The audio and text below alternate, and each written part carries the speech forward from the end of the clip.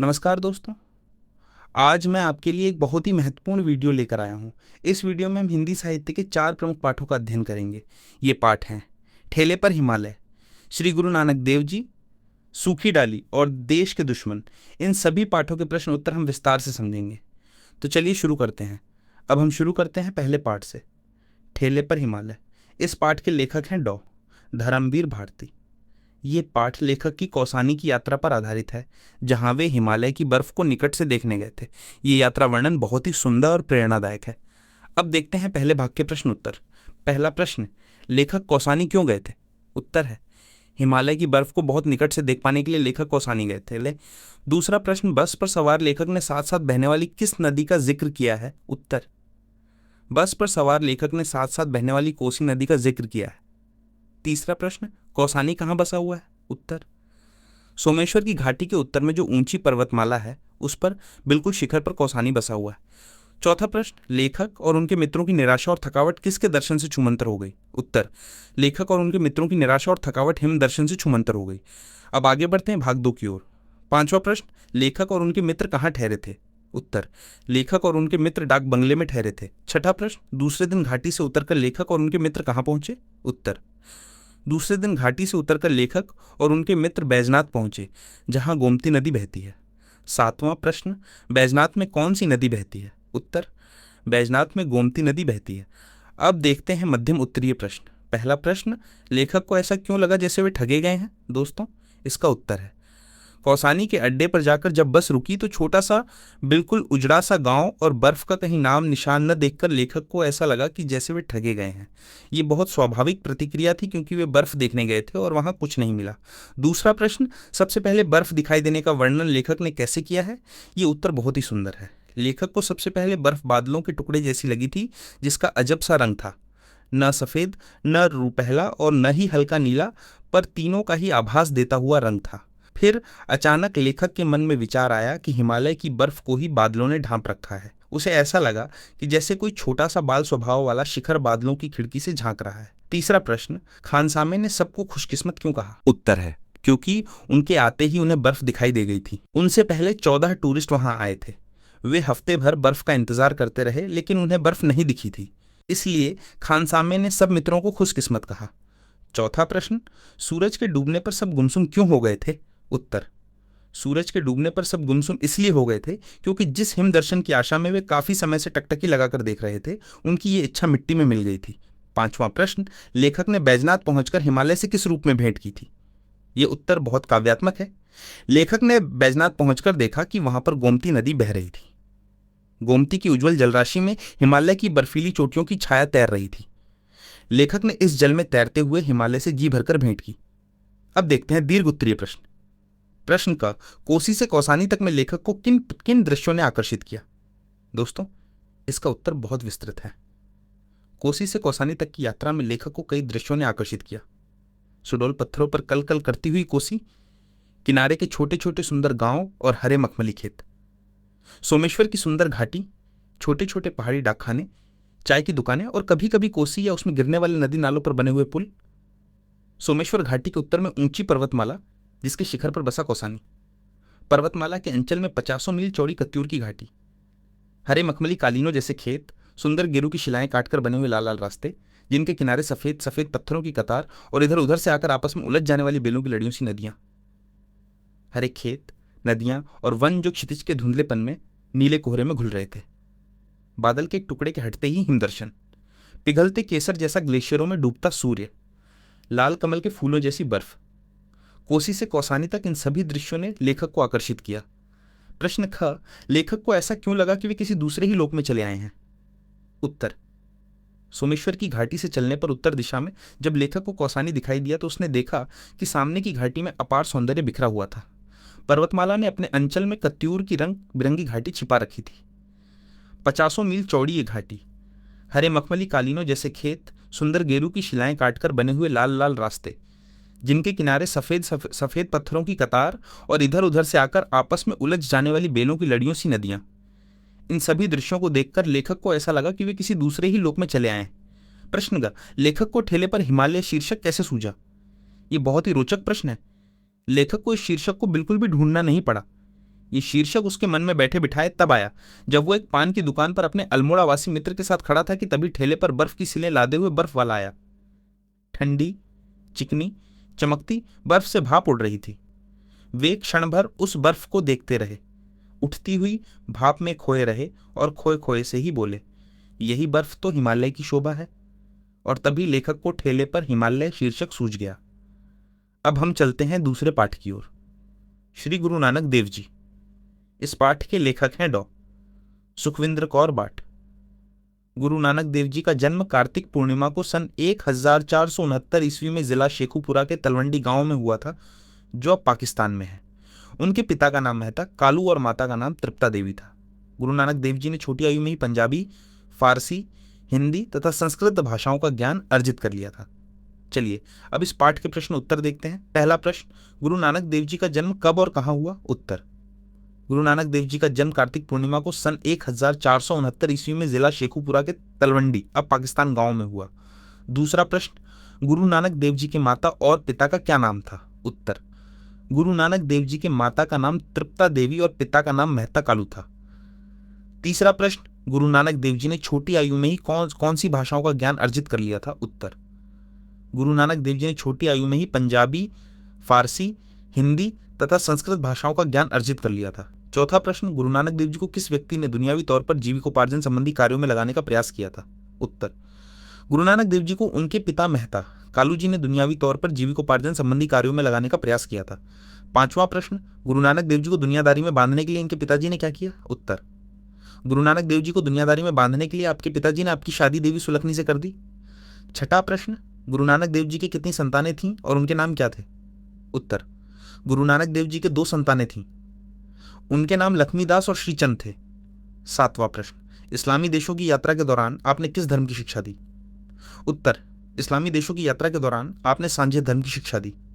आठवां प्रश्न, श्री गुरु ग्रंथ साहिब में गुरु नानक देव जी के कुल कितने पद और श्लोक हैं? उत्तर, श्री गुरु ग्रंथ साहिब में गुरु नानक देव जी के कुल 974 पद और श्लोक हैं। नौवां प्रश्न, श्री गुरु ग्रंथ साहिब में मुख्य कितने राग हैं? उत्तर, श्री गुरु ग्रंथ साहिब में मुख्य 31 राग हैं। 10वां प्रश्न, गुरु नानक देव जी के जीवन के अंतिम वर्ष कहाँ बीते? उत्तर, गुरु नानक देव जी के जीवन के अंतिम वर्ष करतारपुर में बीते, जो अब पाकिस्तान में है। 11वां प्रश्न, गुरु नानक देव जी के जन्म के संबंध में भाई गुरदास जी ने कौन सी तुक लिखी? उत्तर, भाई गुरदास जी ने लिखा था, सुनी पुकार दातार प्रभु, गुरु नानक जग माही पठाया। 12वां प्रश्न, गुरु नानक देव जी पढ़ने के लिए किन किन के पास गए थे?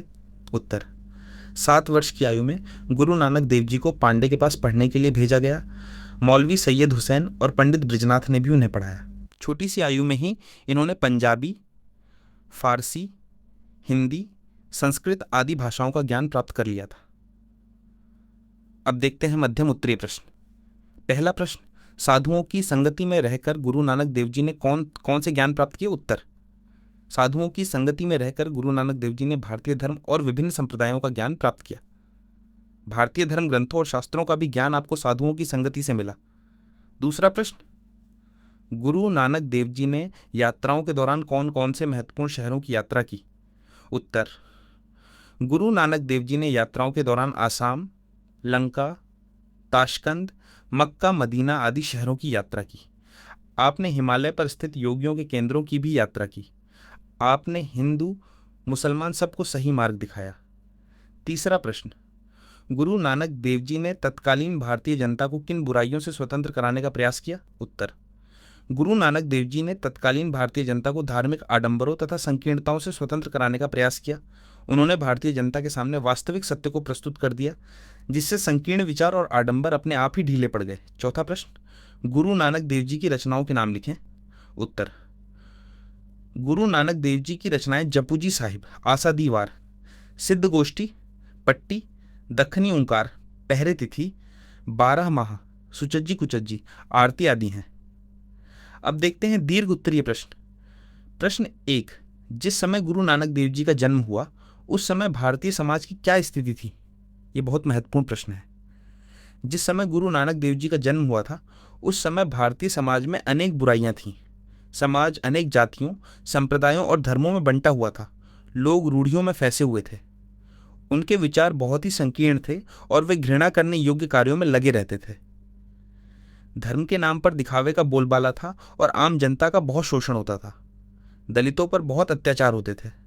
प्रश्न 2, गुरु नानक देव जी ने अपनी यात्राओं के दौरान कहाँ कहाँ और किन किन लोगों को क्या उपदेश दिए? उत्तर, श्री गुरु नानक देव जी ने 1499 ईस्वी से लेकर 1522 ईस्वी के समय में 4 उदासियां यात्राएं की। इन यात्राओं में आपने क्रमशः आसाम, मक्का, मदीना, लंका तथा ताशकंद तक की यात्राएं की। यात्राओं के दौरान ही आपने कई स्थानों पर उचित उपदेश द्वारा भटके हुए जनमानस को सुरुचिपूर्ण मार्ग दर्शाया, कश्मीर के पंडितों से विचार विमर्श किया, हिमालय पर योगियों को सही धर्म सिखाया तथा योगी सिद्धों को जनसेवा का उपदेश दिया। हिंदुस्तान में घूमते समय आपका अनेक पीरों फकीरों, सूफी संतों के साथ भी तर्क वितर्क हुआ। मौलवियों, मुसलमानों को आपने सही रास्ता दिखाया। इस्लामी देशों में यात्राओं द्वारा आपने सांझे धर्म की शिक्षा दी। अब हम चलते हैं तीसरे पाठ की ओर, सूखी डाली। ये एक एकांकी है जिसके रचनाकार हैं उपेंद्र नाथ अश्क। ये एकांकी एक संयुक्त परिवार पर आधारित है। इसके मुख्य पात्र हैं दादा मूलराज, उनके पुत्र करमचंद और परेश, छोटी बहू बेला, बड़ी बहू, पोती इंदु और नौकरानी रजवा। इस एकांकी का मुख्य विषय है पीढ़ी दर पीढ़ी के अंतर और परिवार की एकता। चलिए अब इस पाठ के प्रश्न उत्तर देखते हैं। पहला प्रश्न, दादा मूलराज के बड़े पुत्र की मृत्यु कैसे हुई? उत्तर, दादा मूलराज के बड़े पुत्र की मृत्यु 1914 के महायुद्ध में सरकार की ओर से लड़ते लड़ते हुई। दूसरा प्रश्न, सूखी डाली एकांकी में घर में काम करने वाली नौकरानी का क्या नाम था? उत्तर, घर में काम करने वाली नौकरानी का नाम रजवा था। तीसरा प्रश्न, बेला का मायका किस शहर में था? उत्तर, बेला का मायका लाहौर शहर में था। चौथा प्रश्न, दादाजी की पोती इंदु ने कहां तक शिक्षा प्राप्त की थी? उत्तर, दादाजी की पोती इंदु ने प्राइमरी स्कूल तक शिक्षा प्राप्त की थी। पांचवा प्रश्न, सूखी डाली एकांकी में दादाजी ने अपने कुटुंब की तुलना किससे की है? उत्तर, सूखी डाली एकांकी में दादाजी ने अपने कुटुंब की तुलना वट के महान वृक्ष से की है। छठा प्रश्न, बेला ने अपने कमरे में से फर्नीचर बाहर क्यों निकाल दिया? उत्तर, बेला ने अपने कमरे का फर्नीचर बाहर इसलिए निकाल दिया क्योंकि वो पुराना हो गया था और टूट फूट भी गया था। सातवां प्रश्न, दादाजी पुराने नौकरों के हक में क्यों थे? उत्तर, दादाजी पुराने नौकरों के हक में इसलिए थे क्योंकि वे ईमानदार और विश्वसनीय होते हैं। आठवां प्रश्न, बेला ने मिश्रानी को काम से क्यों हटा दिया? उत्तर, बेला ने मिश्रानी को काम से इसलिए हटा दिया क्योंकि बेला के अनुसार उसे ढंग से काम करना नहीं आता था और उसे काम का सलीका भी नहीं था। नौवां प्रश्न, एकांकी के अंत में बेला रुंधे कंठ से क्या कहती है? उत्तर, एकांकी के अंत में बेला रुंधे कंठ से दादाजी को कहती है कि आप पेड़ से किसी डाली का टूटकर अलग होना पसंद नहीं करते, पर क्या आप ये चाहेंगे कि पेड़ से लगी लगी वो डाल सूखकर मुरझा जाए? अब देखते हैं मध्यम उत्तरीय प्रश्न। पहला प्रश्न, एकांकी के पहले दृश्य में इंदु बिफरी हुई क्यों दिखाई देती है? उत्तर, एकांकी के पहले दृश्य में इंदु बिफरी हुई दिखाई देती है क्योंकि उसके अनुसार नई बहू अपने मायके और अपने सामने किसी को कुछ नहीं समझती। उसने आते ही मिश्रानी को काम से हटा दिया क्योंकि उसके अनुसार मिश्रानी को काम करना नहीं आता। इंदु ने जब उसे समझाया कि वो काम करना सीख जाएगी तो उसने इंदु को कह दिया कि वो तमीज तो केवल आप लोगों में ही है। इस प्रकार नई बहू से कहा सुनी होने के कारण इंदु बिफरी हुई दिखाई देती है। दूसरा प्रश्न, दादाजी करमचंद की किस बात से चिंतित हो उठते हैं? उत्तर, दादाजी करमचंद से परेश के घर से अलग होने की बात सुनकर चिंतित हो उठते हैं क्योंकि उनके अनुसार उनका परिवार बरगद के पेड़ के समान है। अगर एक बार पेड़ से कोई डाली टूट जाती है तो उसमें सरसता कभी नहीं आती। वे कभी नहीं चाहते कि उनका परिवार किसी भी कीमत पर टूट जाए। तीसरा प्रश्न, करमचंद ने दादाजी को छोटी बहू बेला के विषय में क्या बताया? उत्तर, करमचंद ने दादाजी को छोटी बहू बेला के विषय में बताते हुए कहा कि छोटी बहू में द्रव्य की मात्रा जरूरत से कुछ ज्यादा है। उसने जो मलमल के थान और रजाई के अबरे दिए थे वो सबने रख लिए, परंतु छोटी बहू को पसंद नहीं आए। शायद छोटी बहू अपने मायके के घराने को इस घराने से बड़ा समझती है और इस घर को घृणा की दृष्टि से देखती है। चौथा प्रश्न, परेश ने दादाजी के पास जाकर अपनी पत्नी बेला के संबंध में क्या बताया? उत्तर, परेश ने दादाजी के पास जाकर बताया कि बेला को कोई भी पसंद नहीं करता। बेला के अनुसार सब उसका अपमान करते हैं, हंसी उड़ाते हैं और वो ऐसा महसूस करती है जैसे कि परायों में आ गई हो। पांचवा प्रश्न, जब परेश ने दादाजी से कहा कि बेला अपनी गृहस्थी अलग बसाना चाहती है तो दादाजी ने परेश को क्या समझाया? उत्तर, दादाजी ने कहा कि उनके जीते जी ये संभव नहीं है। उन्होंने सदा इस परिवार को एक महान वट वृक्ष के रूप में देखा है जिसे वो टूटते हुए नहीं देख सकते। उन्होंने विश्वास दिलाया कि वे घर में सभी को समझा देंगे कि कोई भी बेला का अपमान नहीं करेगा और उसे वही आदर यहां भी मिलेगा जो उसे अपने घर में प्राप्त था। अब देखते हैं दीर्घ उत्तरीय प्रश्न। प्रश्न 1, इंदु को बेला की कौन सी बात सबसे अधिक परेशान करती है? क्यों? उत्तर, इंदु बेला की ननद है। बेला उससे अधिक पढ़ी लिखी है और वो हर बात में अपने मायके की बात करती है। बेला ने घर में आते ही मिश्रानी को हटा दिया और इंदु को ये कह दिया कि नौकरों से काम लेने का ढंग उसे नहीं आता। इस प्रकार बेला का बात बात में अपने मायके की बात करना, अपने घराने को अच्छा बताना और इस घर को घृणा की दृष्टि से देखना इंदु को सबसे अधिक परेशान करता है। प्रश्न 2, दादाजी छोटी बहू के अलावा घर के सभी सदस्यों को बुलाकर क्या समझाते हैं? उत्तर, दादाजी समझाते हैं कि वो बड़े घर की पढ़ी लिखी लड़की है, यदि उसका यहाँ मन नहीं लगा तो उसमें दोष हमारा है। कोई भी व्यक्ति उम्र से नहीं बुद्धि से बड़ा होता है और छोटी बहू बुद्धि में हम सबसे बड़ी है, इसलिए उसे वही आदर सत्कार देना चाहिए जो उसे अपने घर में प्राप्त था। सभी उसका कहना माने, उससे परामर्श लें, उसके काम को बांट लें और उसे पढ़ने लिखने का अवसर दें। साथ ही चेतावनी देते हैं कि यदि किसी ने उसका निरादर किया तो उसका नाता दादाजी से टूट जाएगा। प्रश्न 3, एकांकी के अंतिम भाग में घर के सदस्यों के बदले हुए व्यवहार से बेला परेशान क्यों हो जाती है? उत्तर, बेला परेशान हो जाती है क्योंकि उसे उनका व्यवहार बहुत ही औपचारिक प्रतीत होता है। सब उसको आदर देने लगते हैं, सलाह मांगने लगते हैं, उसको देखकर चुप हो जाते हैं और उसे कोई काम नहीं करने देते। उसे इतना अधिक आदर और आराम अच्छा नहीं लगता। उसे महसूस होता है जैसे सभी जानबूझकर ऐसा व्यवहार कर रहे हों। प्रश्न 4, मेजली बहू के चरित्र की कौन सी विशेषता इस एकांकी में सबसे अधिक दृष्टिगोचर होती है? उत्तर, मेजली बहू हंसी ठिठोली करने वाली हंसमुख स्वभाव की स्त्री के रूप में दृष्टिगोचर होती है। वो सारा दिन छोटी छोटी बातों पर हंसती रहती है। परेश और बेला में हुई बहस को सुनकर वो इतना हंसती है कि बेकाबू हो जाती है। इसीलिए दादाजी उसे समझाते हैं कि उसे अपनी हंसी उन लोगों तक ही सीमित रखनी चाहिए जो उसे सहन कर सकते हैं। प्रश्न 5, सूखी डाली एकांकी से हमें क्या शिक्षा मिलती है? उत्तर, ये एक शिक्षाप्रद पारिवारिक एकांकी है जिसमें संयुक्त परिवारों की झांकी प्रस्तुत की गई है। ये शिक्षा देती है कि हमें परिवार में बुजुर्गों का आदर करना चाहिए और उनके सुझावों को मानना चाहिए। छोटा हो या बड़ा, सभी के गुणों का सम्मान करना चाहिए। स्वयं को सुशिक्षित मानकर घमंड नहीं करना चाहिए, अन्यथा व्यक्ति परिवार में रहते हुए भी सूखी डाली के समान जड़ बन जाता है। एकांकी ये भी सिखाती है कि नए और पुराने की टक्कर को सूझबूझ से दूर किया जा सकता है। अब हम आते हैं अंतिम पाठ की ओर, देश के दुश्मन। इस पाठ के लेखक हैं जयनाथ नलिन। ये कहानी जयदेव नामक एक डीएसपी की है जो वाघा बॉर्डर पर तैनात था। कहानी के मुख्य पात्र हैं जयदेव, उनकी माता सुमित्रा, पत्नी नीलम, बहन मीना और उनके बचपन के मित्र डीसी। ये कहानी देश की सेवा में अपना जीवन समर्पित करने वाले जयदेव की वीरता और त्याग की है। चलिए अब इस पाठ के प्रश्न उत्तर देखते हैं हम। पहला प्रश्न, सुमित्रा के पुत्र का नाम बताइए। उत्तर, सुमित्रा के पुत्र का नाम जयदेव है। दूसरा प्रश्न, वाघा बॉर्डर पर सरकारी अफसरों के मारे जाने की खबर सुमित्रा कहाँ सुनती है? उत्तर, वाघा बॉर्डर पर सरकारी अफसरों के मारे जाने की खबर सुमित्रा माधोराम के घर रेडियो पर सुनती है। तीसरा प्रश्न, जयदेव वाघा बॉर्डर पर किस पद पर नियुक्त था? उत्तर, जयदेव वाघा बॉर्डर पर D0S0P0 के पद पर नियुक्त था। चौथा प्रश्न, जयदेव की पत्नी कौन थी? उत्तर, जयदेव की पत्नी नीलम थी। पांचवा प्रश्न, वाघा बॉर्डर पर मारे जाने वाले 2 सरकारी अफसर कौन थे? उत्तर, एक हेड कांस्टेबल तथा दूसरा सब इंस्पेक्टर था। छठा प्रश्न, जयदेव ने तस्करों को मारकर उनसे कितने लाख का सोना छीना? उत्तर, जयदेव ने तस्करों को मारकर उनसे 5 लाख रुपए का सोना छीना। सातवां प्रश्न, जयदेव को स्वागत सभा में कितने रुपए इनाम में देने के लिए सोचा गया? उत्तर, जयदेव को स्वागत सभा में 10,000 रुपए इनाम में देने के लिए सोचा गया। आठवां प्रश्न, मीना कौन थी? उत्तर, मीना जयदेव की बहन थी। नौवां प्रश्न, नीलम क्यों चाहती थी कि डीसी दोपहर के बाद जयदेव को मिलने आए? उत्तर, जयदेव अभी अभी घर आए थे और बहुत थके हुए थे, इसी कारण नीलम चाहती थी कि डीसी दोपहर के बाद मिले। 10वां प्रश्न, डीसी आकर सुमित्रा को क्या खुशखबरी देते हैं? उत्तर,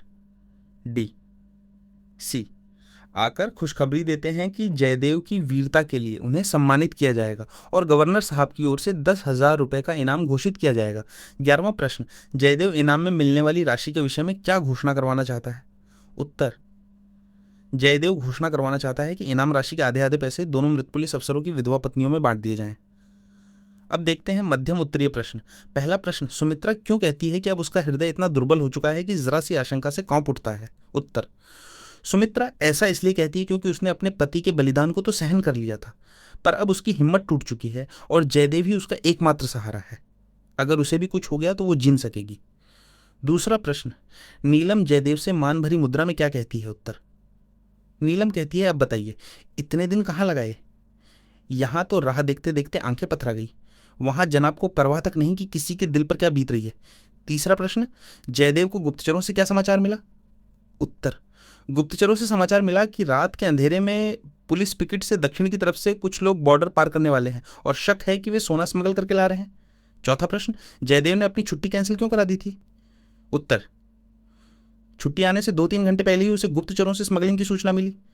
जयदेव इस अवसर को हाथ से जाने नहीं देना चाहता था, इसी कारण उसने छुट्टी कैंसिल करा दी। 5वां प्रश्न, एकांकी में डीसी के किस संवाद से पता चलता है कि डीसी और जयदेव में घनिष्ठता थी? उत्तर डी सी।